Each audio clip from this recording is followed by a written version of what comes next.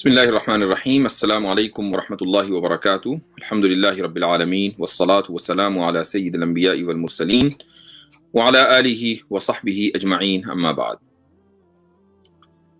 आज का जो प्रोग्राम है वो मैं समझता हूँ कि हमने अभी तक की जितनी भी स्ट्रीम्स की हैं उनमें एक अहम तरीन मौजू के ऊपर है, और मैं ये तो नहीं कहूँगा कि सबसे इम्पोर्टेंट मौजू है, लेकिन एक बहुत इम्पोर्टेंट मौजू है। और टॉपिक आज आपने देखा होगा, रिलीजन वर्सेस सिविलाइजेशन। इस टॉपिक के मुंतखब करने की वजह ये रही है कि दुनिया में बहुत से इलाकों में इस वक्त जो पुरानी सिविलाइजेशंस हैं उनको रिवाइव करने के मूवमेंट्स चल रहे हैं। लेकिन इस तरह की बातें हमने आज से कोई तकरीबन 30-40 साल पहले इजिप्ट में सुनी और ये बातें दम तोड़ गईं। फिर उसके बाद ये बातें हमने तुर्की में आज से तकरीबन 40-50 साल पहले सुनी और ये बातें दम तोड़ गईं। लेकिन आजकल जो सबसे ज़्यादा इस मौजू पर गुफ्तगू हो रही है कि हमें अपने सिविलाइजेशन को रिवाइव करना है, ये बातें इस वक्त इंडिया में चल रही हैं। और तहजीब को, सिविलाइजेशन को होली और सेक्रेट बनाकर पेश किया जा रहा है, और बहुत ही खुल्लम खुल्ला अंदाज में ये कहा जाता है कि हमें अपने पूर्वजों या अपने एंसेस्टर्स के ऊपर फख्र करना चाहिए और अपने एंसेस्टर्स के तरीके के ऊपर चलना चाहिए, अपने पूर्वजों के तरीके पर चलना चाहिए, एज इफ के उन पूर्वजों का तरीका बहुत ही ज़्यादा सेक्रेड है, बहुत ही ज़्यादा होली है। तो हमें आज की स्ट्रीम में ये बात करनी है कि क्या तहजीब या सिविलाइजेशन इंसानियत के लिए अहम है या मजहब इंसानियत के लिए अहम है? क्या चीज़ ज़्यादा इंपॉर्टेंट है? क्या हम किसी तहजीब को रिवाइव करके तरक्की कर सकते हैं या किसी मजहब के साथ रहकर हम तरक्की कर सकते हैं? और याद रखिए कि मैं यहाँ एक आम माना में तहजीब मजहब को ले रहा हूँ, मैं सिर्फ इस्लाम की बात नहीं कर रहा हूँ। ये अलग बात है कि मेरा मजहब इस्लाम है, लिहाजा मैं अगर कोई दलील दूंगा तो मैं इस्लामिक लिटरेचर से दूंगा।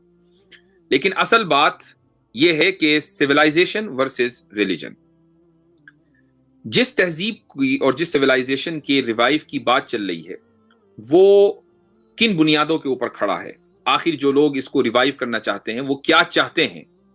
मैं सबसे पहले आपके सामने वो बात बयान करना चाहूंगा। मेरे सामने एक आर्टिकल है, मैं उस आर्टिकल का स्क्रीन पर शेयर कर रहा हूं मैं, ताकि आपको पता चल जाए कि मैं किस आर्टिकल की बात कर रहा हूं। ये है, ये आपके सामने स्क्रीन पर आ गया। ये वेबसाइट है हिंदू पोस्ट, और आर्टिकल है essence of revival of Hindu civilisation, और इसके जो ऑथर हैं बिल्कुल नीचे इनका नाम है, यह है डॉक्टर राकेश मुदोली एंड श्री देवाशीष मिश्रा। ये आर्टिकल है। इस आर्टिकल से मैंने 2 इक्तिबासात और 2 रेफरेंसेस उठाए हैं, मैं आपके सामने वो दिखाना चाहूंगा। Just a second.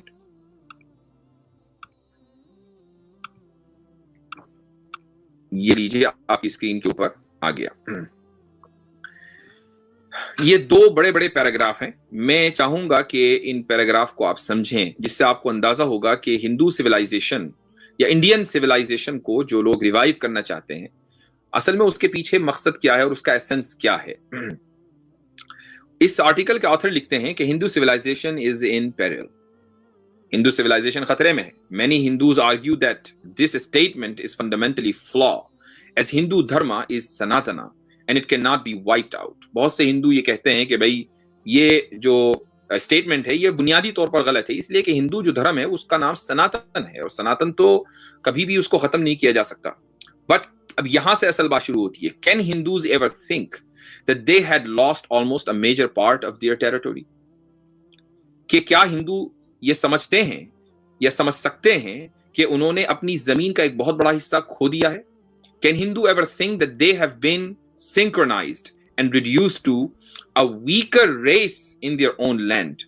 क्या हिंदुओं को ये पता है कि उनको एक कमजोर कौम बना दिया गया है उनकी अपनी ही जमीन में? ये जो लफ्ज है a weaker race, लफ्ज रेस के ऊपर आप तवज्जो दीजिएगा कि ये लफ्ज क्यों इस्तेमाल किया गया है। उसके बाद आगे कहते हैं, Can Hindus ever think that they have been emasculated by the discriminatory provisions in Bharatiya Constitution and discriminatory plans, policies and decisions by Bharatiya state and judiciaries. क्या हिंदुओं को ये पता है कि उनको भारतीय कॉन्स्टिट्यूशन में जो दस्तूर है या कवानीन है रियासत के, उसके जरिए उनको कमजोर कर दिया गया, जुडिशरी के जरिए कमजोर किया गया है? Can Hindus ever think to express their dissent over this discrimination? क्या हिंदू कभी इस डिस्क्रिमिनेशन के खिलाफ खड़े हो सकते हैं? Can Hindus ever think the essence of reviving their civilization is the only remedy in order to make their nation truly great? क्या उनको पता है कि सिविलाइजेशन को रिवाइव करना ही इस नेशन को अजीम बनाने का तन्हा रास्ता है? ये इसमें जो हमें सबसे अहम लफ्ज लगा है वो है अ वीकर रेस, कि हिंदू ये समझते हैं कि उनकी सिविलाइजेशन को खत्म करके हिंदुओं को एक कमजोर रेस और नस्ल बना दिया गया है, लेकिन अगर हम अपनी सिविलाइजेशन को दोबारा वापस लेकर आ जाएंगे तो हम एक ताकतवर रेस और एक ताकतवर नस्ल बन सकते हैं। आगे इस आर्टिकल के ऑथर्स लिखते हैं कि भारतीय मुस्लिम, अब यहां पर वो एड्रेस कर रहे हैं मुसलमानों और क्रिश्चियंस के कंसर्न्स को, कहते हैं कि भारतीय Muslims and Christians must understand that the revival of Hindu civilisation and heritage will automatically guarantee there protection and freedom. कि मुसलमान और क्रिश्चियंस को ये समझना चाहिए कि अगर हिंदू सिविलाइजेशन का रिवाइवल हो गया और हिंदू कल्चर का रिवाइवल हो गया तो ऑटोमेटिकली उनको प्रोटेक्शन और फ्रीडम मिलेगा, एज इफ के अभी उनको प्रोटेक्शन और फ्रीडम हासिल नहीं है। गोया कि जो मौजूदा कॉन्स्टिट्यूशन है उसमें क्रिश्चियंस और मुस्लिम्स को कोई प्रोटेक्शन हासिल नहीं है, हम आपको प्रोटेक्शन देंगे, हम आपको फ्रीडम देंगे। They must realise that the communal atmosphere of lack of trust is only due to their religious zeal of conquering the land and converting the Hindus to their fold. ये कहते हैं सारा ठीक रहा हिंदुओं और मुसलमानों को पर फोड़ते हुए ये कहते हैं कि इनको समझना चाहिए कि इस वक्त जो कम्युनल एटमॉस्फेयर है, फिरका वारियत है, वो इस वजह से है कि उन लोगों में, मुसलमानों और ईसाइयों में ये मजहबी जज्बा है कि दूसरों की जमीनों को हड़प कर जाएं और हिंदुओं को अपने मजहब में शामिल कर लें। Their past is rooted in this civilization and they can own and feel pride for it without hesitation. कहते हैं कि ईसाइयों और जो इंडियन सब कॉन्टिनेंट के मुसलमान हैं, उनका जो माजी है, उनका जो पास्ट है, वो इसी सिविलाइजेशन से जुड़ा हुआ है। वो इस सिविलाइजेशन को ओन करें और ये फख्र महसूस करें बगैर किसी हेजिटेशन के। They must understand that their behavior of arrogance and intolerance towards their own communities springs from their religious doctrines and they have to rescue themselves from this psychological disease by interiorizing the Hindu civilizational values of their own land. उनको ये समझना चाहिए कि उनका ये रवैया, arrogance का रवैया और ये गुरूर का रवैया, इंटॉलरेंस का रवैया जो दूसरी कम्युनिटीज के तहत है के बारे में है, यानी मुसलमानों और क्रिश्चियंस का, ये दरअसल उनके रिलीजियस डॉक्ट्रिन से निकला है, कुरान से निकला है या बाइबल से निकला है, और ये उनको अपने आप को इस साइकोलॉजिकल बीमारी से बचाना चाहिए। और वो किस तरीके से बचाएंगे?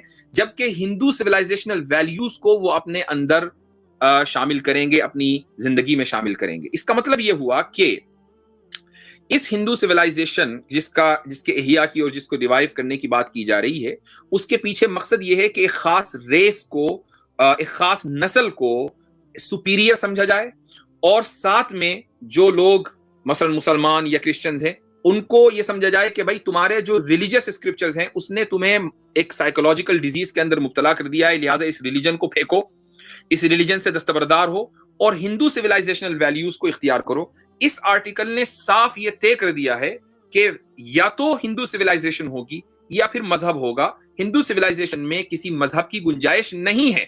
हालांकि ये ऑथर खुद ही कह रहे हैं कि अगर आप हमारी सिविलाइजेशन आ गई तो मुस्लिम और क्रिश्चियन जो हैं वो बड़े प्रोटेक्ट महसूस करेंगे। भाई प्रोटेक्शन कैसा जब आपने उनके मजहब को साइकोलॉजिकल डिजीज मान लिया।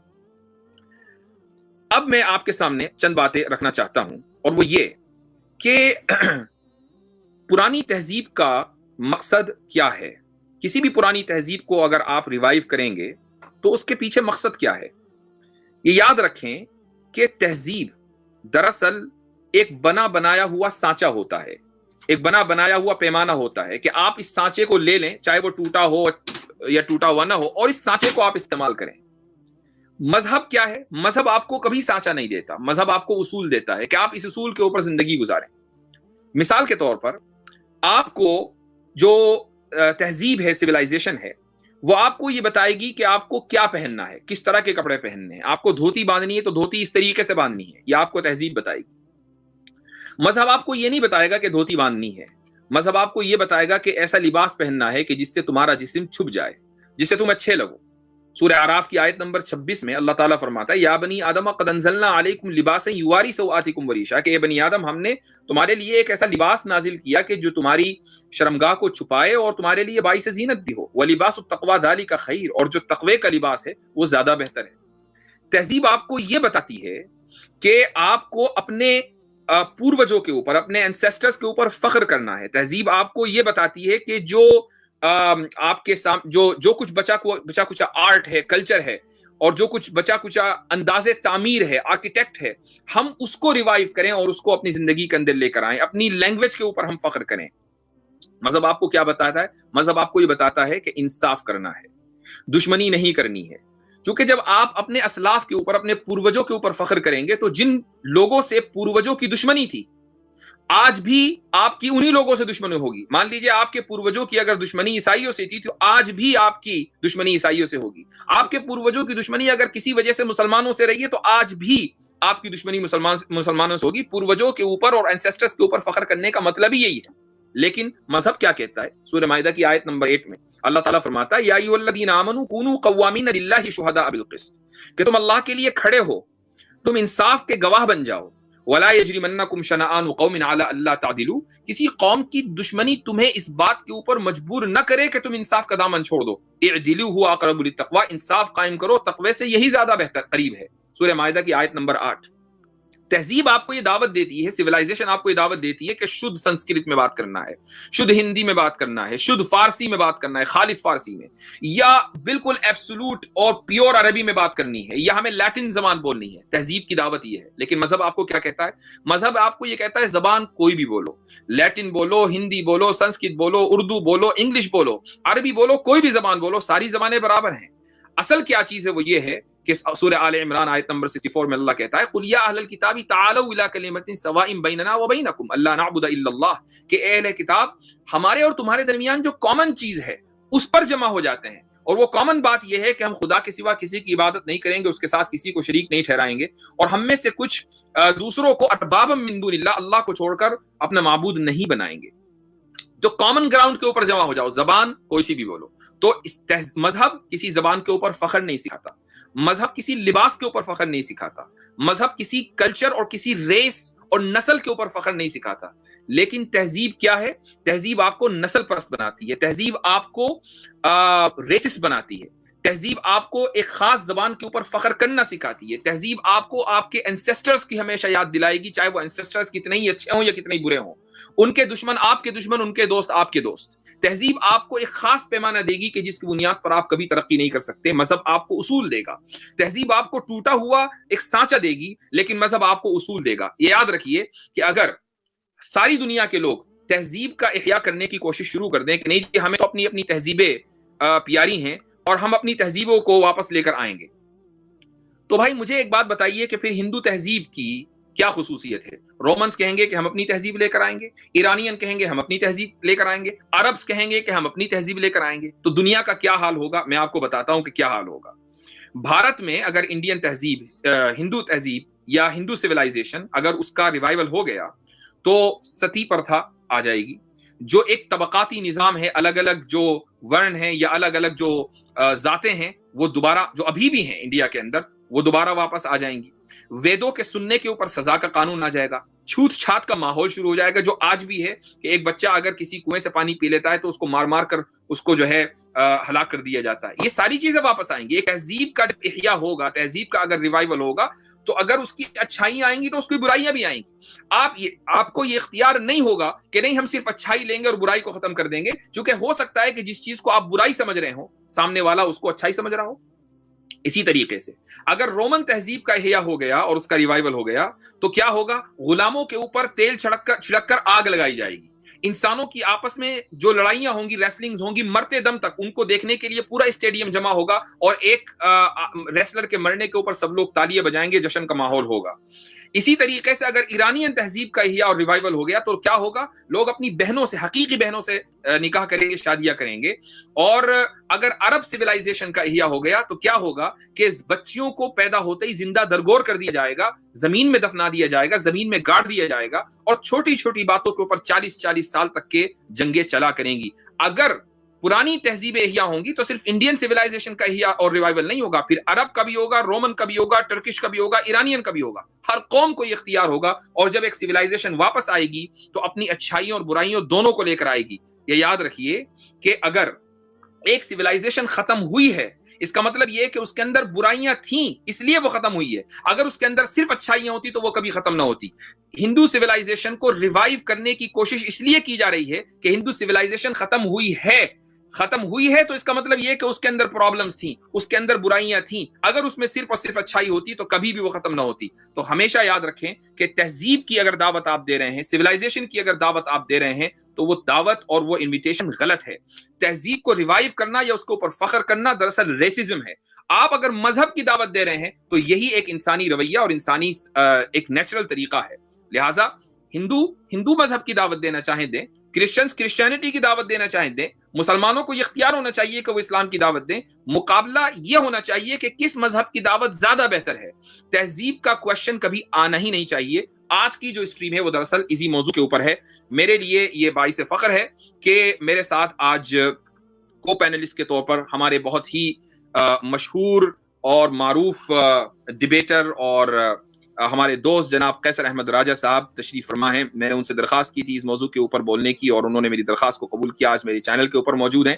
اس وقت اگرچہ یہ ان کی اسٹریم کا ٹائم ہے ان کے چینل کے اوپر، لیکن گڑبڑی میری طرف سے ہوئی کہ مجھے سنڈے میں نہیں کرنا تھا، تو میں نے سیٹرڈے کی جو اسٹریم ہے وہ اس چینل کے اوپر سیٹ کر دی. اور قیصر احمد راجہ صاحب کا یہ بڑا پن ہے کہ وہ اس پر تشریف لائے. میں ان کا استقبال کرتا ہوں اور چاہوں گا کہ وہ یہاں سے آپ جو کچھ میں نے کہا ہے اس پر کچھ اگر تبصرہ کرنا چاہیں تو ضرور. ہاں جی، میں سب سے پہلے تو بہت شکریہ ادا کرنا چاہوں گا، آپ نے اتنی عزت بخشی. اٹس آلویز اے پریولیج کہ آپ کے ساتھ کوئی بھی پلیٹ فارم شیئر کیا جائے، اور آپ کا اپنا پلیٹ فارم ہو تو اس پہ تو کبھی انکار کی ضرورت ہو ہی نہیں سکتی. تو میں بہت شکر گزار ہوں آپ نے اس لائق جانا. جو باتیں آپ نے کی ہیں، دیکھیں یہ جذباتی باتیں نہیں ہیں، کیونکہ تاریخ ان کو سپورٹ کرتی ہے اور بار بار کرتی ہے. یعنی یہ ایک دو واقعات ایسے نہیں ہیں، بہت سے واقعات ہیں ایسے. سب سے پہلے تو ہمیں جو سویلائزیشن ہے اس کی ایک ہمیں ڈیفینیشن ضروری ہے. اگرچہ 3-4 چیزیں بہت مشکل ہیں جن کو ڈیفائن کیا جائے، جیسے کلچر کو ڈیفائن کرنا بڑا مشکل ہوتا ہے، نیشن کو ڈیفائن کرنا بڑا مشکل ہوتا ہے، اسٹیٹ کو ڈیفائن کرنا بڑا مشکل ہوتا ہے، ایسے سویلائزیشن کو بھی ڈیفائن کرنا مشکل ہے. لیکن جو سیٹلڈ اگریمنٹ ہے جنرلی اسپیکنگ ایکڈیمک دنیا میں، وہ یہ ہے کہ کوئی بھی کلچر جب اپنے بیسٹ سیلف، جو بیسٹ سے مطلب یہ نہیں ہوتا وہ اچھا ہوتا ہے، یعنی کہ اس کا جو بیسٹ ہے relative to the culture itself, جب وہ اپنی ایک بیسٹ اسٹیٹ میں چلا جاتا ہے تو وہ بنیادی طور پہ اس کو ہم کہتے ہیں کہ یہ اب ایک سویلائزیشن ہے. اور وہ ایک سائیکل ہوتا ہے کہ ایک سویلائزیشن رائز کرتی ہے، یعنی کہ کلچر جو ہے وہ ڈیولپ ہوتا ہے، ہیومن کنڈیشنز جس طرح سے وہ ڈیولپ کرتے ہیں، اچھائیاں برائیاں اس سمیت اس کے، تو اس کے بعد پھر وہ اپنے پیک پہ جب چلا جاتا ہے تو اس کو ہم سویلائزیشن کہتے ہیں. وہ سویلائزیشن پھر فلرش کرتی ہے اور اس کے بعد اس کا ایک ڈکلائن آتا ہے. تاریخی طور پہ انسانوں میں ایسا ہی رہا ہے کہ ایک وقت میں ایک یا ایک سے زیادہ سویلائزیشنز جو ہیں وہ رہی ہیں، ڈومیننٹ رہی ہیں، کوئی دنیا کے ایک حصے میں، کوئی دوسرے حصے میں، کبھی کبھی وہ ایک دوسرے کے نیبرز بھی رہی ہیں، ایسا بھی رہا ہے. لیکن جو ایوریج ایج ہے کسی سویلائزیشن کی، سارا یعنی کہ اگر کیلکولیٹ کریں تو وہ بنتی ہے 336 ایئرس، 336 برس. 336 برس یعنی میں یہ نہیں کہتا کہ ہر سویلائزیشن ایسی رہی ہے، کچھ سویلائزیشنز جو ہیں وہ اس سے بھی زیادہ رہی ہیں، کچھ اس سے کم رہی ہیں، تو ایوریج اگر اس کی ہم کیلکولیٹ کریں تو وہ 336 ایئرس بنتا ہے. یہ نیچرل بات ہے کہ وہ 336 سال کے بعد انہوں نے ایوریج ختم اس لیے ہو جاتی ہے کہ it has nothing further to offer, آگے پیچھے جو چیزیں ہیں وہ زیادہ ایوالو ہو چکی ہوتی ہیں. لیکن ایک سویلائزیشن جب ختم ہو جاتی ہے تو اس کو ریوائیو کرنے کا آئیڈیا، انلیس کہ اس میں اس قدر آپ اس کو ایوالو کریں، یہ کبھی بھی فروٹفل نہیں ہوا کرتا. But then there is also another philosophical question کہ اگر آپ نے ایوولوشن کو، معافی چاہوں گا، اپنی سویلائزیشن کو بہت زیادہ ایوالو کیا، بہت زیادہ چینج کیا، تو پھر جو کنٹمپری چل رہی ہے اسی کو ہی آپ مان لیں, کیونکہ جب آپ چینج کریں گے تو اسے کسی نہ کسی اور سویلائزیشن کی روشنی میں کریں گے, تو جس سویلائزیشن کی روشنی میں کر رہے ہیں آپ اسی کو ہی مان لیں, اس کو ریوائیو کرنے کا فائدہ ہی نہیں ہے, کوئی ضرورت نہیں ہے اس کی. اور اگر آپ اسی کو ہی لے کے آئیں گے تو پہلے آپ ان پرابلمس کو ایڈریس کریں گے جن کی وجہ سے وہ ختم ہوئی تھی. اب کچھ ایگزامپلس ہیں ہندوازم کی, مثال کے طور پہ آگے ہم نے بات کی کہ ہندوازم میں اگر سویلائزیشن اگر وہ ختم ہوئی ہے تو آج کے دور میں ہمارے پاس دو آپشنس ہیں کہ آئدر اس سویلائزیشن کو اس کے پیور فارم میں ہم ریوائیو کریں یا ہم اس کو ہیویلی موڈیفائی کریں. پہلا آپشن اگر ہم دیکھیں کہ اگر اس کو پیور فارم میں اس کو ہم ریوائیو کریں تو جو کچھ سناتن اسکرپچر میں لکھا ہوا ہے, جو پچھلے کچھ 6-8 ہفتے سے ہم لوگوں کے سامنے بھی لے کے آ رہے ہیں, اب سناتن دھرم کے لوگ جب آتے ہیں تو کہتے ہیں کہ وہ ہماری کتابوں میں لکھا ہے تو اس کا مطلب یہ تو نہیں ہے کہ ہم اس کو مان لیں. اور مائنڈ یو کہ ہم بات ریلیجن کی یہاں پہ نہیں کر رہے ہیں, کیونکہ وہ جو سویلائزیشن جب وہ واپس آئے گی تو وہ اس اسکرپچر کو اس سے ہم جدا نہیں کر سکتے, کیونکہ وہ ہمیں اس کی جو تاریخی ایویڈنس ہے وہ اسکرپچر سے ہی ہمیں ملتا ہے. تو وہاں پہ اگر لکھا ہوا ہے مثال کے طور پہ کہ ایک کوئی خاتون ہے جن کے اتنے مردوں کے ساتھ ریلیشن شپ رہے, کوئی ایک ان کے کل بھی سیم بھائی ایک بات کر رہے تھے کہ اگر اور میں کوشش کرتا ہوں کہ میں کم سے کم ایسی لینگویج استعمال کروں جس سے کسی بھی سناتنی کی آفینس ہو, کہ کسی آدمی کی وائف ہے اگر وہ اپنے بھائی کے ساتھ اگر اس کو بچہ پیدا کر کے دے دیتی ہے تو اس کو ریلیجس پروٹیکشن ہے, یہ گناہ نہیں ہے. یعنی ایسی پریکٹسز تو دنیا بھر میں ہوتی ہیں لیکن وہ اس کو ایک کلچرل سویلائزیشنل پروٹیکشن ہے اس کو. تو اب یہ چھوٹی چھوٹی اگزامپلس ہیں کہ ان کو لے کے اگر ہم اس کو ہم دوبارہ سے لے کے آئیں تو کیا آج یہ ایکسیپٹیبل ہوگا آج کی دنیا میں. یہ دوسرا آپشن ہے کہ اگر یہ ایکسیپٹیبل نہیں ہوگا تو پھر اس کو ہم نے ہیویلی موڈیفائی کرنا ہے. اب موڈیفائی کرنا ہے تو کس سویلائزیشن کی روشنی میں کرنا ہے, کوئی نہ کوئی تو ہوگی. It's not up to me کہ میں کہوں کہ فلاں سویلائزیشن کی روشنی میں کریں یا فلاں میں کریں, کوئی نہ کوئی تو ہوگی نا.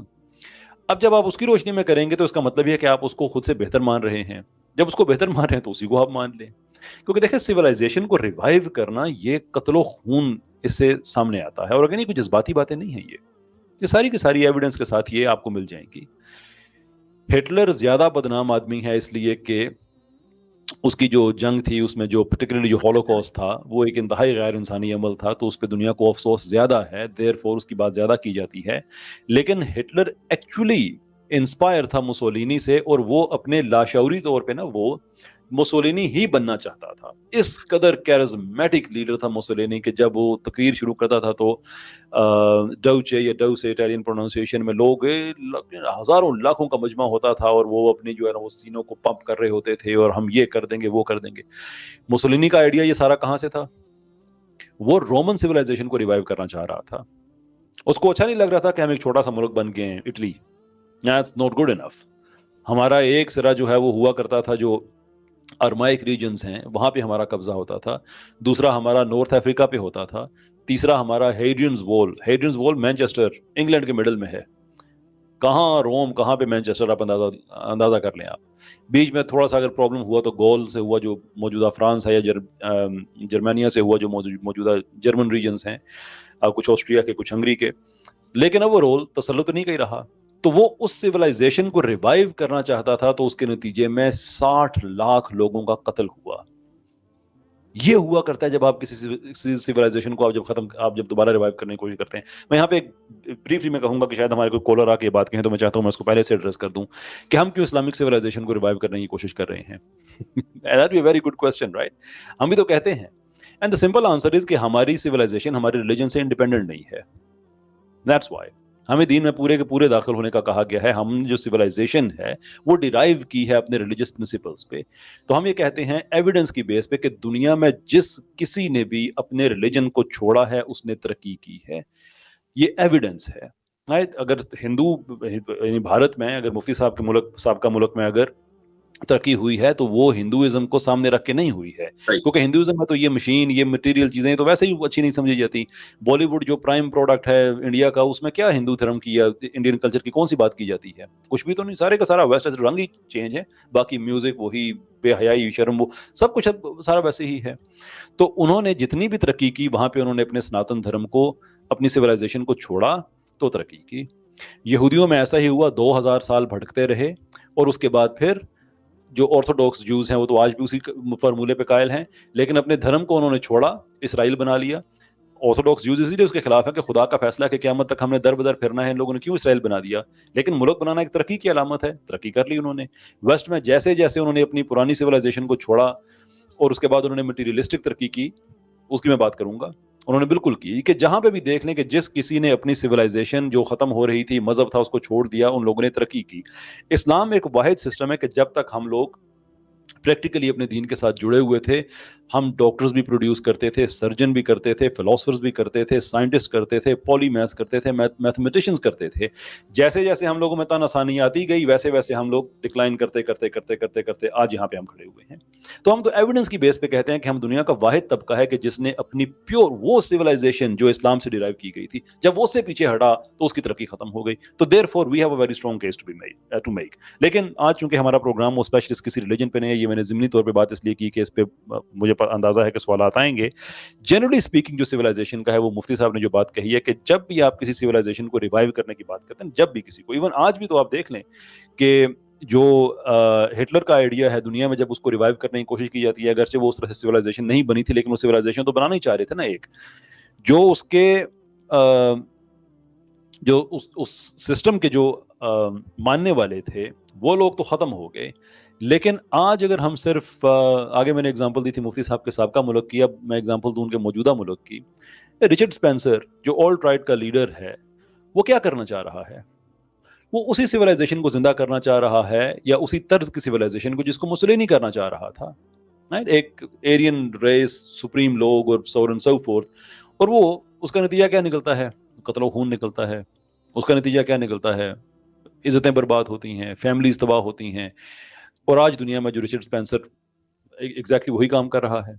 तो सवाल यह है कि अगर हमारे पड़ोस में, भारत में, मेरे मुल्क के पड़ोस में, अगर वहां पे वो लोग उस सिविलाइजेशन को रिवाइव करने की कोशिश कर रहे हैं, then one has to ask the question कि उस सिविलाइजेशन को कौन से ऐसे प्रॉब्लम्स थे जिसकी वजह से वो फेल हो गई थी, और क्या आप वाकई ही उस सिविलाइजेशन को उसके प्योर फॉर्म में आप वापस लेके आना चाहेंगे, गिवन द फैक्ट कि जो स्क्रिप्चर्स में हमें नजर आता है वो अनबिलीवेबल है। अनबिलीवेबल है, यानी कि वो ऐसा है कि आप इंसान सोच नहीं सकता कि क्या ये इंसानों के साथ किया जा सकता है। ज्यादा दूर ना जाएं, आज भी इंडिया में होता है, हमें पता है, रोज ही खबरें आई होती हैं। क्या कॉन्स्टिट्यूशन में जो लिखा हुआ है, इक्वालिटी की बात जो लिखी हुई है, जिसकी वजह से बहुत से लोगों को वहां पे प्रोटेक्शन भी है, कॉन्स्टिट्यूशन में अगर ये चीजें सारी हम शामिल कर दें कि जो दलित हैं वो किसी के बर्तन को हाथ नहीं लगा सकते, कॉन्स्टिट्यूशन में हम ये चीजें शामिल कर दें कि जो उनकी लड़कियां हैं, या ये जो मंदिरों में जो होता है एक लीगल प्रोस्टिट्यूशन है, और वो कोई 1,60,000 से ज्यादा का फिगर जो लास्ट टाइम मैंने देखा था, कि उनको वहां पे दे दिया जाता है। अब ये सारी बातें जो है वो इंडियन कॉन्स्टिट्यूशन से हट के हैं, इंडियन लॉ से हट के हैं। लेकिन इमेजिन करें एक इंडिया जिसमें इंडियन सिविलाइजेशन क्लासिकल जो है वो सारी की सारी रिवाइव हो जाए, क्या आप उसे इम्पोज करेंगे? दलित पे इम्पोज करेंगे? आप उसे किसी शूदर पे इम्पोज करेंगे? और ये जो कास्ट सिस्टम है, मैंने भी उसकी बात नहीं की है, इसलिए कि दलितों को तो उस जगह पे रखा हुआ है ना कि कास्ट सिस्टम में उसको मानता ही नहीं है। वो तो बहुत से ऐसे सनातनी जो कहते हैं नहीं, ये तो कास्ट सिस्टम से भी बिलो है, आउट से भी नीचे हैं ये। मतलब ये इस सेंचुरी में, 21st सेंचुरी में आप वो लेके आएंगे वापस? तो फिर सीधा सीधा कह दें कि जो आप लोगों को मानेगा वही कामयाब होगा, जो नहीं मानेगा आइदर उसका बेड़ा गर्क करके रख देंगे वहां पे, या उसका कत्लो खून करेंगे, निकाल देंगे। और आपको एक और बात बताऊं, माफी चाहूंगा, बात मेरी काफी लंबी हो गई है, मुफ्ती साहब बार बार आ रहे हैं, जा रहे हैं रेनेसांस की तरह आप आते रहे जाते रहे मैं समझ रहा हूँ डिस्ट्रैक्ट हो रहे हैं। मैंने असल में लैपटॉप तब्दील किया है बीच में, तो इस वजह से थोड़ा सा मुझे वीडियो बंद करनी पड़ी। I am sorry about that. लेकिन मैं आपकी बात कान लगाकर दिल से सुन रहा हूँ। थैंक यू, बहुत बहुत शुक्रिया आपका। अभी एक डॉक्टर साहब है, मैं माफ़ी चाहूँगा उनका नाम भूल के, वो भी स्ट्रीम्स वगैरह करती हैं। कल उनका एक क्लिप आमिर साहब के चैनल पे मैंने देखा, जिसमें वो एक साहब उन्हें बता रहे थे कि हमारे कुछ मुस्लिम अपना टेनेंट्स हैं, किराएदार हैं, तो उन्होंने कहा कि निकालो, ये तो आपका कब्जा कर देंगे जी। तो उन्होंने कहा कि नहीं, हमने कुछ हिंदुओं को रखा था, वो तो उनसे भी ज्यादा खराब निकले। तो उन्होंने कहा नहीं, हिंदू खराब भी निकले तो कोई बात नहीं है, मुसलमानों को निकालो। ये है रेसिज्म। हम और वो किससे इंस्पायर हैं? उसी सिविलाइजेशन से है ना जिसकी हम बात कर रहे हैं। तो जब आप इस तरह से करेंगे, ऐसी हरकतें करेंगे, तो फिर इट विल हर्ट पीपल, कितने ही लोगों का। और फिर आपको ये भी 100% पता है कि ये सिविलाइजेशन कभी भी कामयाब नहीं होने वाली है, नेवर। Why even bother? صحیح جی مفتی صاحب. بہت عمدہ بات, بہت شکریہ, آپ نے زبردست بات کہی یہاں پر. میں ایک چیز نوٹ کرتا ہوں اور آپ نے بھی یقیناً نوٹ کی ہوگی کہ جب ہماری گفتگو ہمارے ہندو بھائیوں سے ہوتی ہے اور ہم کوئی ایسی بات ان کی تہذیب یا ان کے کلچر سے دکھاتے ہیں کہ جو ان کے لیے بہت امبیرسنگ ہوتی ہے. کل بھی ایسا ہی ہوا, ہمارے عامر اخ صاحب کی اسٹریم میں ایک صاحب آئے اور انہوں نے کہا کہ میں تو, اگر آپ مجھے یہ دکھا دیں تو میں تو اپنی کتاب کا وہ صفحہ پھاڑ دوں اور میں تو اپنی کتاب کو پھاڑ دوں, جلا دوں. اس طرح کے کئی واقعات ہوئے ہیں. ایسے بہت سے ہندو ہیں جو آ کر یہ کہتے ہیں کہ ہم پرانوں کو نہیں مانتے, پران جو ان کے یہاں ہیں, یا اپنشد کو ہم نہیں مانتے, یا ہم فلا کو نہیں مانتے, ہم تو صرف ویداس کو مانتے ہیں, یا ہم ویداس کو نہیں مانتے, واٹ ایور. یعنی جہاں بھی ان کو امبیرسمنٹ فیل ہوتا ہے تو وہ اس کا بہت آسانی کے ساتھ انکار کر دیتے ہیں, اور اس کے باوجود بھی وہ اپنے آپ کو پراؤڈ ہندو کہتے ہیں. مسلمانوں کے یہاں ایسا نہیں ہے. اس طرح کے لوگ آپ کو مل جائیں گے بہت جو اپولوجیٹک ہیں, جن کو ہم اچھا نہیں سمجھتے ہیں. مثلا کچھ لوگ ایسے ہوں گے جو حدیث کا انکار کر دیتے ہیں, لیکن ایسے لوگوں کی جو تعداد ہے وہ آٹے میں نمک کے برابر ہے. عام طور سے جو مسلمانوں کا رویہ ہے وہ یہ ہے کہ آپ ہمیں کوئی بھی بات بتائیں, اگر وہ قرآن کریم میں ہے ہم اس کا انکار نہیں کر سکتے ہیں. ہم اس کو ڈیفینڈ کریں گے, ہم اس کو ثابت کریں گے, اس کی ریشنلٹی بتائیں گے, لیکن ہم اس کا انکار نہیں کر سکتے ہیں. یہ لوگ بہت آسانی کے ساتھ اس کا انکار کر دیتے ہیں. یہی دراصل تہذیب میں فرق ہے, چونکہ تہذیب انسان کا بنایا ہوا ایک انسٹرومنٹ ہے, ایک انسٹیٹیوشن ہے. مذہب خدا کا دیا ہوا ایک پورا نظام ہے. جو چیز کسی دوسرے کی دی ہوئی ہوتی ہے, خدا کی دی ہوئی ہوتی ہے, اس میں انسان کو اختیار نہیں ہے تبدیل کرنے کا, چاہے اس انسان کو اچھی لگے یا بری لگے. لیکن جو چیز انسان نے خود بنائی ہے اس میں انسان کو اختیار ہوگا امینڈمنٹ کرنے کا. یہی وجہ ہے کہ ہندو تہذیب کا سویلائزیشن ایک بنیادی حصہ تھا ستی پر تھا, لیکن ہوا یہ کہ 1950s میں انڈیا میں قانون بنا اور ستی کو بین کر دیا گیا. انسانوں نے بنایا تھا ایک رواج اور انسانوں نے ختم کر دیا. میں یہ نہیں مان سکتا کہ خدا نے کسی عورت کے بارے میں یہ حکم دیا ہوگا کہ جب عورت کا ہسبینڈ مر جائے تو اس عورت کو اپنے ہسبینڈ کے ساتھ جل جانا چاہیے. خدا یہ حکم کبھی نہیں دے سکتا, اس نے یہ حکم کبھی نہیں دیا, کسی نبی کو نہیں دیا. تو یہ مذہب کی تعلیمات نہیں ہو سکتی, یہ انسان کی تعلیمات ہیں جس کو مذہب کے نام پر پیش کیا گیا اور آج اس کو سویلائزیشن کے نام پر پیش کیا جا رہا ہے. تو تہذیب میں تبدیلی رہتی ہے, انسان تبدیلی کرتا ہے, اور مذہب میں کوئی تبدیلی نہیں ہوتی کیونکہ مذہب خدا کی طرف سے آیا ہوتا ہے. یہ تہذیب اور مذہب کا بنیادی فرق ہے, اس کو ہمیں ذہن میں رکھنا چاہیے. اچھا قیصر بھائی, آپ کیا سمجھتے ہیں؟ میں آپ کی اوپینین لینا چاہوں گا کہ ہمارے یہاں بہت سی چیزوں میں تبدیلی ہو جاتی ہے. یعنی کوئی آدمی آ کر آگے کالر یہ کہہ سکتا ہے کہ نہیں جی آپ کے یہاں بھی تبدیلی ہوتی ہے, فلاں حکم پہلے ایسا تھا پھر بعد میں بدل گیا. اس تعلق سے آپ کی کیا رائے ہے؟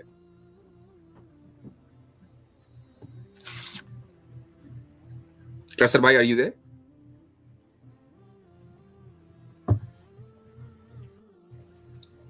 قیصر بھائی آپ کو آواز آ رہی ہے میری؟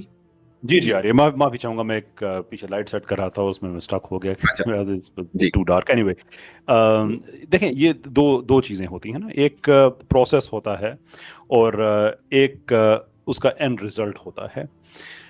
جو پروسیس ہے وہ تو بالکل ہم سمجھتے ہیں کہ قرآن کو پیس میل کہا جاتا ہے, اسی لیے کہا جاتا ہے کہ وہ ایک وقت میں نازل نہیں ہوا. It's very true. اور انسان کی نیچر کو, سائیکولوجی کو سامنے رکھ کر وہ چیز چینج ہوئی ہے. دیکھیں, آپ کسی آدمی کو ایک پولیٹیکل پارٹی سے قائل کریں کہ اس کو چھوڑ کے ایک نئی پولیٹیکل پارٹی میں جائے, تو وہ بھی ایک پورا سائیکولوجیکل شفٹ ہے پیچھے اس کے. تو جہاں پہ ہم ایک ایسے سسٹم کی بات کر رہے ہیں کہ صرف اپنے بلیف سسٹم کو چینج نہیں کر رہا بلکہ اپنی لائف کو چینج کر رہے ہیں مجموعی طور پر. سود کا نظام ختم, بت پرستی ختم, شراب نوشی ختم, غلاموں کو پکڑ کے ان کو آزاد لوگوں کو پکڑ کے غلام بنا لینا ختم. یعنی کہ ٹوٹل ایک ایسا سسٹم جو لوگوں نے پہلے ایکسپیرینس نہیں کیا ہوا.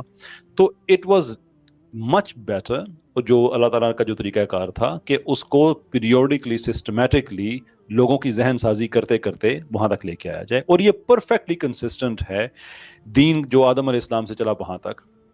جو عام تاثر ہے جو غیر مسلم لیتے ہیں کہ اسلام 1400 سال پہلے شروع ہوا تھا, وہ غلط تاثر ہے, اس لیے کہ اسلام 1400 سال پہلے مکمل ہوا تھا. اس سے پہلے بھی جو انبیاء تھے اللہ کا ایک ہی دین لے کے آئے تھے, وہی تھا. تو جیسے ان کے زمانے کے حساب سے دین آہستہ آہستہ اپڈیٹ ہوتا رہا, ایگزیکٹلی وہی ماڈل فالو کیا گیا. فرق صرف یہ تھا کہ پہلے وہ جنریشن آفٹر جنریشن ہوتا تھا, ویئرز یہ جو تھا یہ ایک ہی امت میں 23 سال کے اندر اس کو اپڈیٹ کیا گیا کہ پہلے آپ کا ایسا تھا اب ایسا ہوگا. کئی مثالیں ہیں شراب کی, جیسے 3 مختلف سٹیجز میں اس کو کیا گیا. سورہ بقرہ سے شروع ہوا, اس کے بعد پھر سورہ معاہدہ تک پہنچتے پہنچتے ایک مڈل کی سٹیج آئی جس میں ہر طرح کے نشے کو سے منع کیا گیا جب نماز کے قریب جانا ہو. تو کہنے کا مطلب یہ ہے کہ وہ ایک پروسیس ہے, گائیڈنس ہے, ایجوکیشن ہے, لیکن جب ایک قانون بن جاتا ہے تو وہ قانون بن جاتا ہے ایبسلوٹس میں, اور اس میں بھی یہ جو قانون ہم چینج ہوئے یہ ریلیٹیو ہوئے, ایبسلوٹ تو کوئی بھی نہیں ہوا.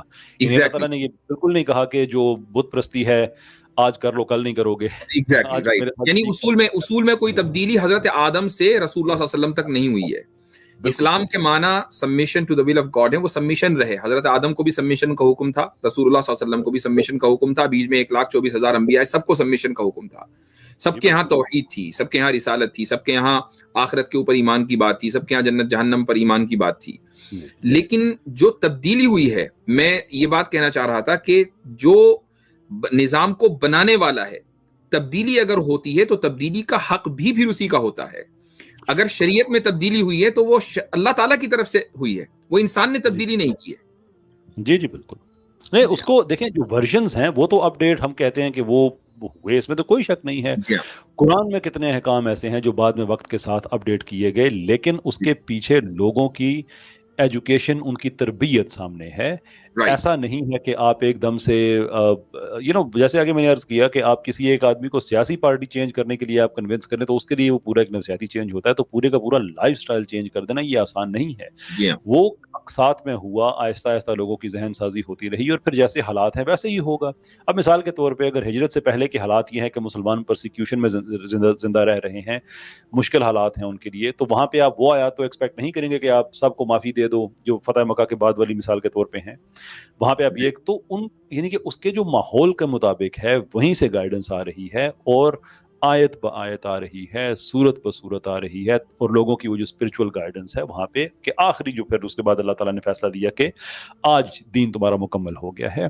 اس کے بعد کچھ ریلیٹیو پارٹس ہیں وہ بھی اللہ تعالیٰ نے گائیڈنس کے طور پہ چھوڑ دیے, گائیڈنس ہمیں دے کے چھوڑ دیا.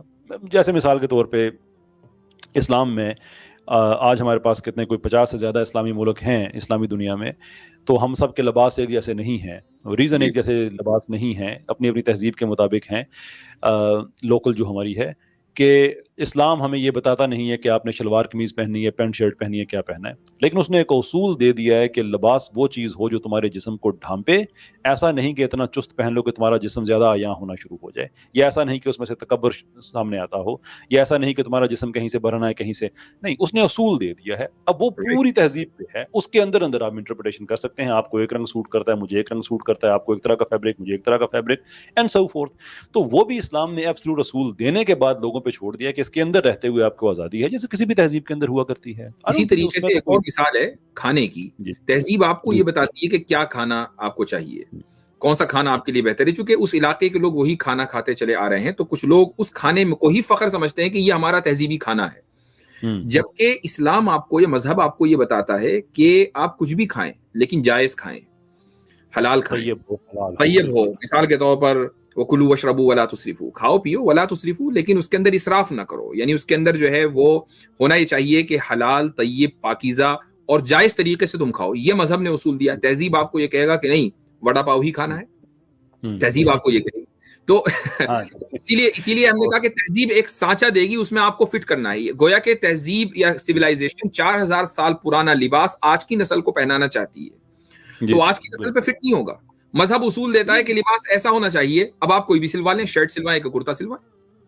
ہاں, یہ ہمارے اتفاق کی بات ہے کہ آج میرا ایک سیشن تھا, ہمارے ایک پبلک انٹلیکچوئل ہیں پاکستان میں, اوریا مقبول جان صاحب, شاید کبھی آپ نے ان کا کوئی کلپ دیکھا ہو. جی تو میرے پروگرام میں آ چکے ہیں.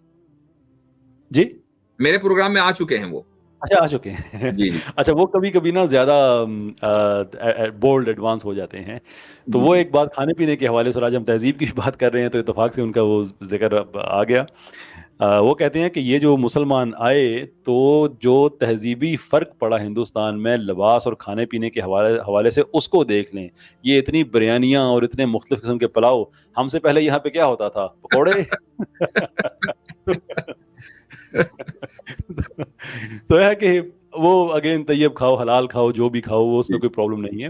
تو باقی جو تہذیب ہے اس کا تو ہم جو ایک بڑا زبردست مضمون علامہ اقبال کا بھی ہے جو ان کا وہ ایک خطبات کا مجموعہ ہے reconstruction of religious thought in Islam, جس میں وہ پاور آف مسلم سوسائٹی پہ بات کرتے ہیں کہ جو ہماری پاور ہے اس کا ماخذ کیا ہے، وہ کہاں سے ڈیرائیو کی جاتی ہے. تو وہ سارے کے سارے وہی اصول ہیں جو جناب رسالت مآب صلی اللہ علیہ وسلم نے دیے، کر کے دکھائے. اچھا، اس حوالے سے ایک حدیث جو ہے وہ بڑی اہم ہے، میرا بڑا دل ٹوٹتا ہے اس سے کہ کتنا انسان با اختیار ہونے کے باوجود اتنا کچھ سیکریفائز کر دے. یہ جناب رسالت مآب صلی اللہ علیہ وسلم کی جو بیماری تھی اس کے، یعنی کہ ان کے اس دنیا پہ جو آخری ایام تھے ان میں سے ایک دن کی بات، کہ لمبی بات ہے جس کا وہ ایک حصہ کہ جناب رسالت مآب صلی اللہ علیہ وسلم کا مفہوم ہے، اس ایگزیکٹ الفاظ میرے ذہن میں نہیں ہے، کہ اللہ تعالیٰ نے اپنے بندے کو یہ اختیار دیا کہ وہ دنیا کی زندگی لے یا وہ لے جو آگے ہے. تو اس نے پسند کیا کہ وہ جو لے آگے. تو حضرت ابوبکر رضی اللہ تعالیٰ عنہ اس بات پہ روئے کہ انہیں سمجھ آ گئی اس بات کی. اس کا ایک جو ڈیپر میننگ روحانیت میں سمجھایا جاتا ہے وہ یہ ہے کہ جناب رسالت مآب صلی اللہ علیہ وسلم کو اللہ تعالیٰ نے یہ آپشن دیا تھا کہ آپ داؤد علیہ السلام یا سلمان علیہ السلام جیسی ایک شاہانہ نبوت لے لیں، بادشاہوں والی نبوت لے لیں، یا جناب ایوب علیہ السلام والی بیماری سے پہلے وہ بھی بہت بڑے رئیس تھے، 40,000 جانور اور اس طرح کی چیزیں، آپ اس طرح کی نبوت لے لیں، یا آپ ایک عام آدمی والی لے لیں. تو جناب رسالت مآب صلی اللہ علیہ وسلم نے یہ اختیار ہوتے ہوئے، آپشنز ہوتے ہوئے، انہوں نے ایک عام آدمی والی زندگی کو چوز کیا. جو مجھے اس کی سمجھ آتی ہے وہ یہ ہے کہ محاورہ ہے کہ بادشاہ کا مذہب سب کا ہوتا ہے، وچ مینز کہ جو بادشاہ کرتا ہے سب کو وہ کرنا پڑتا ہے. یعنی اس سے ان سائڈ آؤٹ تہذیب بلڈ نہیں ہوتی، جو آپ پہ امپوز جو چیز کر دی جاتی ہے وہ کر دی جاتی ہے. لیکن ایک عام آدمی کی زندگی گزارنے کا یہ جو ہمارے موضوع کے ساتھ اس کا تعلق بنتا ہے وہ یہ ہے کہ انہوں نے 23 سال کے اندر ایک سویلائزیشن کھڑی کی جو کہ ہم فخر سے کہتے ہیں کہ نہ ہم سے پہلے کسی نے کیا نہ ہم سے بعد میں کسی نے کیا. انہوں نے کیا وہ 23 سال کے اندر، جس میں پتھر بھی کھائے، جس میں بھوکیں بھی کاٹی، سوشل بائک آؤٹ بھی دیکھا، ہجرتیں بھی دیکھیں، قاتلانہ حملے بھی برداشت کیے، شہر بدری بھی دیکھی، سب کچھ کیا، جنگ بھی، سارا کچھ کیا کہ وہ تہذیب بلڈ ہو جائے جس نے قیامت تک رہنا ہے. یہ آسان، یہ چھوٹی بات نہیں ہے کہ ایسی تہذیب دنیا میں چھوڑنی ہے لیگیسی کے طور پہ جس نے قیامت تک رہنا ہے. اور وہ آپ دنیا کے کسی بھی زمانے میں دیکھ لیں، بیکاز اس کے جو پرنسپلز ہیں وہ اتنے فلیکسیبل رکھے ہیں، اور فلیکسیبل یٹ کنسائز اتنے رکھے ہیں کہ دنیا میں 2022 ہو، 2042 ہو، 2142 ہو، کوئی بھی زمانہ ہو، وہ ہمیشہ اپنی جگہ پہ رہتی ہے. ہم نہ لائق نکلے، ہم نے اس کو آگے سے نہیں اس طرح سے کیا، وہ ایک اور بات ہے. لیکن جو دے گئے تہذیب ہمیں، دیٹس انمیچبل، اس کا کوئی دنیا میں کہیں ہم مقابلہ نہیں کر سکتے. جی ہاں، بالکل صحیح. ایک میں اسٹریم میں تھا سیم سٹیلن کی، اور ایک صاحب، ایک غیر مسلم ہندو، انہوں نے مجھ سے پوروجوں کی بات کی کہ بھئی آپ کو اپنے پوروجوں کے اوپر کوئی فخر نہیں ہے. تو میں نے ان سے یہ بات کہی کہ مجھے اگر یہ پتہ چل جائے کہ مجھ سے 4 5 6 نسلوں پہلے جو شخص تھا وہ مسلمان نہیں تھا، مومن نہیں تھا، خدا کے اوپر یقین نہیں رکھتا تھا، تو مجھے اس سے کوئی فرق نہیں پڑتا کہ اس کا ٹھکانہ کہاں ہے، جہنم میں ہے یا کہیں اور ہے. آئی ڈونٹ کیئر اباؤٹ ہم. اس کی وجہ یہ ہے کہ میں یہ جانتا ہوں کہ میرے اوپر سب سے زیادہ جو احسان ہے وہ خدا کا ہے، اس نے مجھے وجود بخشا ہے. تو اب اگر میرے کسی پوروج کا میرے اوپر احسان ہے میرے وجود میں، تو وہ احسان مائنر ہے، اور خدا نے جو مجھ پر احسان کیا ہے وہ میجر ہے. تو جو چیز میجر ہے میں اس کو پریفرنس دوں گا، جو چیز مائنر ہے میں اس کو کیسے پریفرنس دوں؟ تو یعنی ہندوؤں میں آج کل یہ ہو گیا کہ ہم اپنے پوروجوں کی بات کریں. بھائی ہم اپنے پوروجوں کی کیوں بات کریں؟ ان سے غلطیاں بھی ہو سکتی ہیں، وہ اچھے بھی ہوں گے، برے بھی ہوں گے. تو ہم ان کی بات کر کے ان کی برائیوں کو دوبارہ زندہ کیوں کریں؟ ہم بات اپنے کریٹر کی کریں، نہ کہ اپنے پوروج کی. ٹھیک ہے، میں مفتی صاحب اس سے ایک قدم آگے جانے کو تیار ہوں. پوروجوں سے مراد بزرگ ہے نا، رائٹ؟ اگر میں جی ہاں، اینسیسٹرز. میں اسے ایک قدم آگے جانے کو تیار ہوں کہ چلیں اپنے بزرگوں کی بات کرتے ہیں، ضرور کرتے ہیں. ہم اپنے ان بزرگوں کی بات کریں جو ایسی کتابیں لے کے آئے تھے جس میں لکھا ہوا ہے کہ اللہ ایسا ایک ہے، خالق جو ہے ایسا واحد ہے کہ 2 پہ تقسیم نہیں ہو سکتا. یہ آپ کے اسکرپچر میں لکھا ہوا ہے. صحیح. ان بزرگوں کے اس اسکرپچر کو کس نے کرپٹ کیا؟ کس نے یہ مندروں کا ایسا کانسیپٹ دیا کہ اس نے پوری کی پوری سوسائٹی کا جو ہے وہ سسٹم چوک کر دیا، اس نے گلا دبا دیا کہ جو کچھ وہ کریں گے وہی کچھ ہوگا؟ ہم ان بزرگوں کی بات کرنے کو تیار ہیں بالکل، جو پریڈکشنز دیا کرتے تھے. آپ کی کتابوں میں لکھا ہوا ہے کہ وہ جو ریگستان میں وہ ایک آخری نبی آئے گا جس کو اب ملک سے اپنے شہر اپنے وطن سے نکالا جائے گا تو وہ شمال کی طرف جائے گا اور 10,000 لوگوں کے ساتھ آ کے اپنا وطن فتح کرے گا. یہ آپ کے اسکرپچر میں لکھا ہوا ہے. یہ جو بزرگ جو لے کے آئے تھے ان بزرگوں کا کریں نا احترام, پوچھیں, انویسٹیگیٹ کریں کس نے ان کی کتابوں کو کرپٹ کیا, کون بت پرستی لے کے آیا. آپ کے وہ بزرگ تو بت پرستی سے منع کرتے تھے, وہ تو مورتی پوجا کو ٹھیک نہیں سمجھتے تھے, وہ ایک خدا کی بات کرتے تھے. احترام کریں کیوں نہ کریں. لیکن اگر آپ نے بزرگ اپنی مرضی سے چوز کر لینے ہیں کہ نہیں ان کا نہیں کرنا, جو ان کے بعد آئے ان کا کرنا ہے, تو پھر آپ اس کی کوئی بیس بتا دیں کہ کس بیس پہ آپ نے پہلے والوں کا نہیں کرنا ہے. میرے والد صاحب جو ہیں وہ ایک بڑے وہ اہل دل آدمی ہیں, تو وہ ہر نماز کے بعد اپنے اس پہلے بزرگ کا, ہمیں نام تو نہیں پتا ان کا, لیکن ان کا اس طرح سے نام لے کے کہ میرے وہ پہلے بزرگ جو مسلمان ہوئے تھے ان کے لیے دعا کیا کرتے ہیں. کہ ہماری جو کچھ تاریخ اس طرح سے ملتی ہے کہ جو کرشن مہاراج ہیں ہم ان کی فیملی سے ہیں. چندر ونش راجپوتوں کا ایک ملتا ہے. اب یہ میتھولوجی کی باتیں ہیں, اس کا کوئی ریفرنس تو ہوتا نہیں ہے, بس جیسے ہندو میتھولوجی میں چلتا ہے ہم نے بھی وہیں سے سنا کہ ہم ان کی فیملی سے ہیں. تو میرے والد صاحب کہتے ہیں پھر ہمارا اس بزرگ کے لیے میں دعا کیوں نہ کروں کہ جس کو لوگ جس کے بزرگوں کو بھگوان سمجھتے تھے اس نے عشق مصطفیٰ میں سب کچھ چھوڑ کے وہ وہاں پہ چلا گیا. واہ, زبردست زبردست, سبحان اللہ, عجیب. جی ہاں, تو اب یہ ایک آپ نے بڑی زبردست بات بتائی کہ آپ کی فیملی جو ہے وہ کرشن جی کے خاندان سے آتی ہے, تو یعنی آپ راجپوت ہیں؟ وہ پکے راجپوت ہیں. اچھا, چندر ونشی, اگین یہ اس میتھولوجی کو ہم ٹھیک نہیں سمجھتے, لیکن جو 3 مین برانچز ہیں ہم مڈل والی ہیں اس میں. تو چلیں, یعنی ایک ایسی ایگزامپل موجود ہے کہ جن کے بڑوں نے تہذیب کے اوپر اور سویلائزیشن کے اوپر کوئی فخر نہیں کیا, اور انہوں نے سویلائزیشن کو لات مار کر ایک مذہب کو اختیار کر لیا. تو اس طرح کے بہت سارے لوگ ہیں, اور کسی پریشر میں آ کر نہیں کیا, مذہب کو سچا سمجھ کر اور تہذیب کو جھوٹا سمجھ کر انہوں نے ایک مذہب کو اختیار کیا ہے. دراصل یہ ڈیبیٹ ہونا بہت ضروری ہے کہ ہم اپنے اینسیسٹرز کے اوپر کیوں فخر کریں, تہذیب یا کلچر یا سویلائزیشن کو ریوائیو کرنے کی کیوں ضرورت پڑی ہے, اور مذہب امپورٹنٹ ہے یا یہ کہ سویلائزیشن امپورٹنٹ ہے. یہ ڈیبیٹ ہونا بہت ضروری ہے. آج کا یہی ٹاپک ہے. میں انشاءاللہ لنک عام کرنے جا رہا ہوں, اپنے کالرز لیں گے. کوشش کریں کہ جو ہمارے غیر مسلم بھائی ہیں ان کو موقع دیا جائے. غیر مسلموں میں چاہے ایتھیسٹ ہوں, ایگنوسٹکس ہوں, یا ہندو ہوں یا کرسچنز ہوں, ہم ان کو انشاءاللہ ترجیح دیں گے. اور اس کی وجہ یہ ہے کہ ٹاپک ایسا ہے کہ انہی سے ریلیٹڈ ہے. ظاہر ہے کہ جو مسلمان آئیں گے وہ تو آلریڈی ہم سے ایگری کرتے ہیں اس بات کے اوپر کہ مذہب امپورٹنٹ ہے, سویلائزیشن کوئی چیز نہیں ہے, مین میڈ ایک نظام ہے, اس کی کوئی حیثیت نہیں ہے. تو اس پر ڈسکس کرنے سے کوئی فائدہ نہیں ہے. آج کی گفتگو اسی ماحول میں ہونی ہے کہ اگر آپ کے پاس کوئی ایسا آرگیومنٹ ہے, میں چاہوں گا کہ آپ آئیں اور آپ ہمیں دلیل سے یہ ثابت کرنے کی کوشش کریں, ہمیں قائل کریں, ہمیں مطمئن کریں, کنونس کریں کہ نہیں جی سویلائزیشن زیادہ بہتر ہے اور مذہب بہتر نہیں ہے, اور ہندو سویلائزیشن کا ان وجوہات سے, ان بنیادوں کے اوپر اس کا ریوائیول ہونا چاہیے. یہ آپ ہمیں ثابت کریں. اگر ہم مطمئن ہو گئے تو ٹھیک ہے, ہم آپ کی بات مان لیں گے, ہم آپ کا ساتھ دیں گے کہ بھائی چلو ہندو سویلائزیشن کا احیا کرتے ہیں چونکہ یہ زیادہ امپورٹنٹ ہے. تو یہ آپ کی ذمہ داری ہے کہ آپ ہمیں مطمئن کریں. میں انشاءاللہ لنک جو ہے وہ پبلک کر رہا ہوں. اگر کامنٹس میں ہمارے کامنٹ ماڈریٹر کوئی ہوں تو میں چاہوں گا کہ پلیز اس لنک کو پن کر دیں تاکہ بار بار ڈھونڈنے کی ضرورت نہ پڑے. کیا کوئی ماڈریٹر کامنٹ ماڈریٹر ہیں؟ ذرا سا مجھ کو بتا بھی دیں کہ اگر وہ اس وقت کامنٹس میں موجود ہیں, ورنہ پھر مجھے یوٹیوب پر جا کر اس کو پن کرنا پڑے گا. جی ہاں, تو لنک میں نے عام کر دیا ہے اور آپ لوگ آ سکتے ہیں, آپ لوگ گفتگو کر سکتے ہیں. سویلائزڈ انداز میں انشاءاللہ گفتگو کریں گے. ہم نے کوئی بات ایسی نہیں کی ہے کہ جس سے کسی کی دل آزاری ہو. ہم صرف ایک اکیڈمک اور کنسٹرکٹیو ڈسکشن کرنا چاہتے ہیں, اور اس ڈسکشن کے لیے ہم لوگ یہاں بیٹھے ہوئے ہیں. تو آپ آئیں اور ہمیں قائل کریں. ابھی تک کے اتفاق ہے کوئی کالر آیا نہیں ہے.